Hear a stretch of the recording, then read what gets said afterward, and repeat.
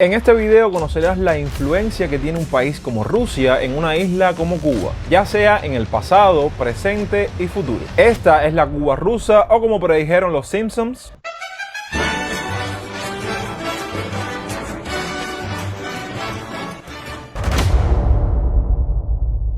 Привет, Dasatari, Dobro, Pachalova, Новый Video. Espero haberlo dicho bien. Está más que claro que hoy vamos a estar hablando de Cuba y Rusia, toda esa influencia que ha tenido ese país en el nuestro a lo largo de los años, y como muchos de ustedes saben, en la actualidad 2023 el ciclo se repite. Es por ello que se me ocurrió esta especie de mini documental donde estaremos dividiendo el video en 3 espacios temporales, comenzando desde ya por el pasado para que entren en contexto de toda esta situación. Activemos entonces la máquina del tiempo.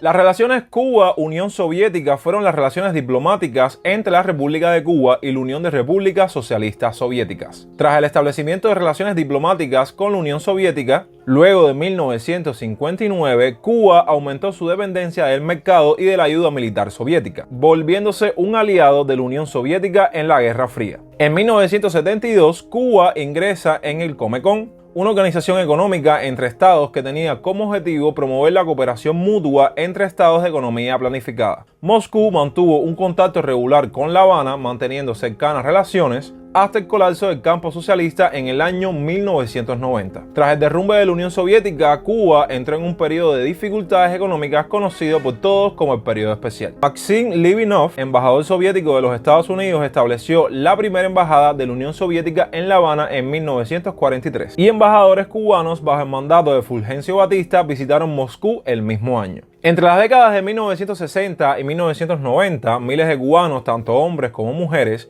fueron a estudiar a la Unión Soviética. La mayoría de los hombres volvieron a la isla casados con mujeres rusas. A su vez, algunos que vivían en Rusia emigraron a terceros países. En 1995, los últimos 500 soldados soviéticos de la Brigada de Infantería Motorizada regresaron a Rusia. En su totalidad, 42.000 soldados rusos habían llegado a la isla en el año 1962. También se calcula que unos 30.000 asesores militares, técnicos y civiles rusos colaboraron con el gobierno cubano para llevar a cabo el modelo del socialismo de Estado. Las mujeres rusas se casaron principalmente con cubanos mulatos y negros. Sus hijos eran denominados bolos jabaos, por tener cabellos rizados, ojos claros, piel mestiza y un apellido eslavo. Por eso es tan común observar en la sociedad cubana actual nombres como Dmitri, Vladimir o Sasha. Cambiando un poco de ámbito, hablemos ahora sobre la influencia que tuvo la gastronomía rusa en nuestro país. Y hoy en día un plato muy popular que es muy rememorado es la carne enlatada, importada desde la Unión Soviética, que era llamada la carne rusa.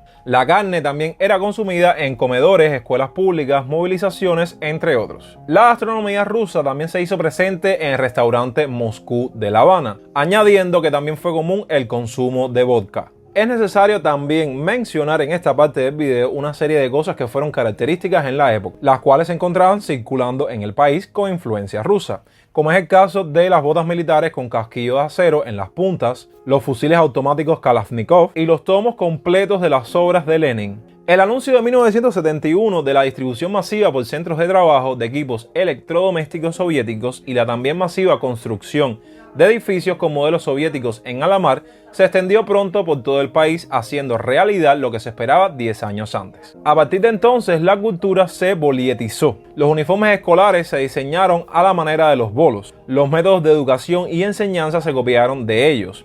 En las escuelas se enseñó idioma ruso. Los muñequitos rusos en esa época llegaron para quedarse y se convirtieron en el paradigma de la educación del hombre nuevo. Y de ahí se desprende una frase muy famosa del argot popular cubano que es: si no te portas bien, te voy a castigar viendo los muñequitos rusos.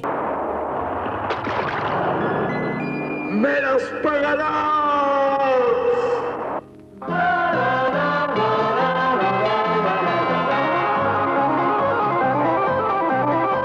Otros artículos que no podemos dejar de mencionar que se encontraban dentro de las casas cubanas en aquella época eran las famosas matrioscas rusas. También podemos hablar de las planchas, máquinas de coser, ventiladores, televisores y lavadoras. Este espacio temporal va a ocupar toda esa serie de artículos, lugares y monumentos que perduran en la actualidad y mantienen, digamos, esa influencia rusa en el país.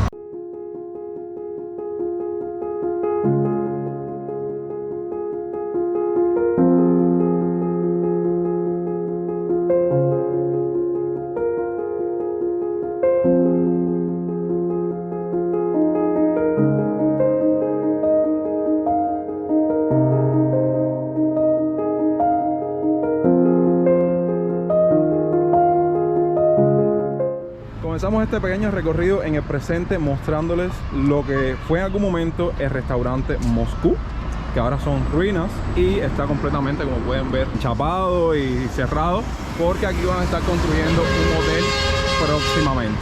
Y esto también, déjenme decirles que es algo que hemos mostrado y documentado en otros videos, pero bueno, teníamos que hacer una pequeña mención de lo que fue en algún momento el restaurante Moscú. Otro de los restaurantes con influencia rusa, después de haber caminado unos cuantos kilómetros, es el Nazarovich. Se encuentra aquí prácticamente en malecón entre Prado y Cárcel. Según lo que está investigando, se encuentra cerrado permanentemente.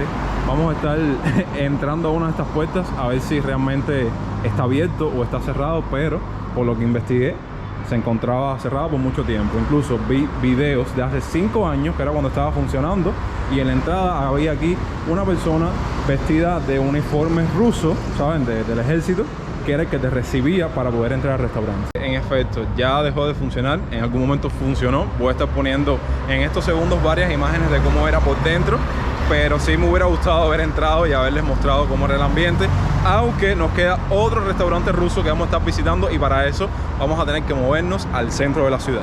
Es más que obvio mencionar todos esos autos clásicos rusos que al día de hoy se encuentran circulando por las calles de La Habana y de Cuba.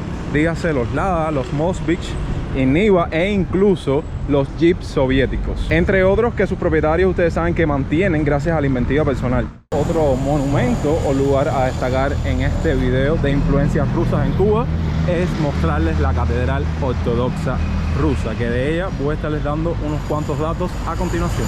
La Catedral Ortodoxa Nuestra Señora de Kazán es un templo ortodoxo ruso situado en la avenida del Puerto, entre las calles Sol y Santa Clara, próximas a la Alameda de Paula en La Habana Vieja, zona más antigua de la capital de Cuba. Declarada por la UNESCO Patrimonio de la Humanidad, fue construida en una parcela de terreno que tenía un edificio en ruinas y se recuperó para la iglesia. La primera piedra de la catedral fue puesta en su lugar el 14 de febrero de 2006. Fue finalizada 32 meses después, el 19 de octubre de 2008. La iglesia de estilo bizantino tiene 6 vistosas cúpulas, 2 láminas en oro, la mayor y la menor, y 4 en bronce, las cuales están coronadas por 4 cruces de oro sólido. La escalera de acceso fue construida con granito de la provincia de Santi Espíritus y se dice que es la segunda más grande entre todas las construidas fuera de Rusia.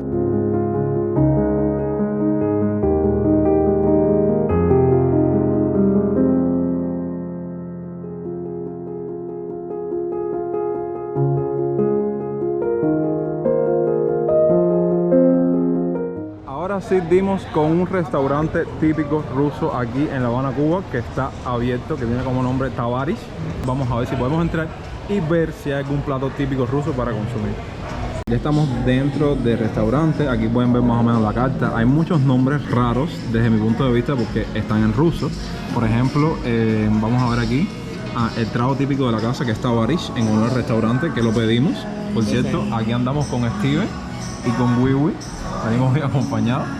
Entonces pedimos un Tavarish y hay muchos, pero muchos, vamos a decir así, entrantes, tapas, platillos que tienen nombre, por ejemplo, Prisovsky, Salyanka, el cuchillaje, que fue el que pedimos nosotros, porque todos los platillos que les estoy mencionando, la mayoría no están, porque me estaba comentando la dependiente que la mujer rusa que se encargaba de hacer los platillos rusos ahora mismo no está en el restaurante.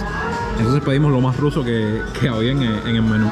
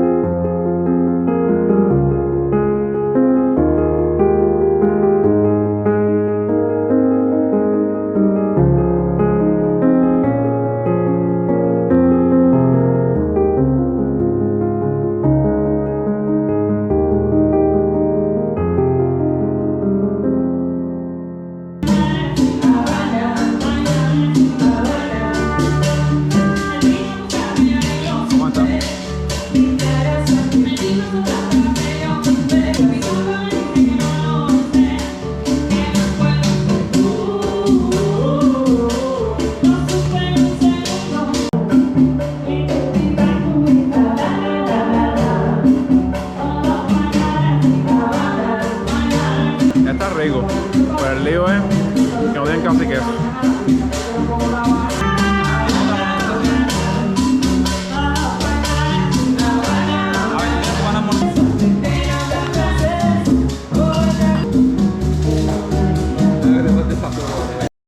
Bueno, esta fue la cuenta de lo que consumimos acá.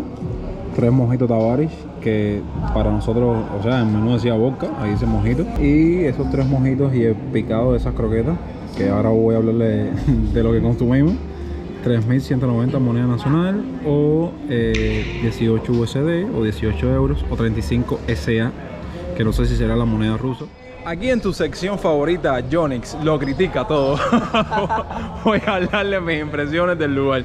Yo sinceramente les digo que venía con una ilusión de probar un sazón ruso, una comida típica rusa, y tratamos de pedir lo más ruso que se encontraba en el menú.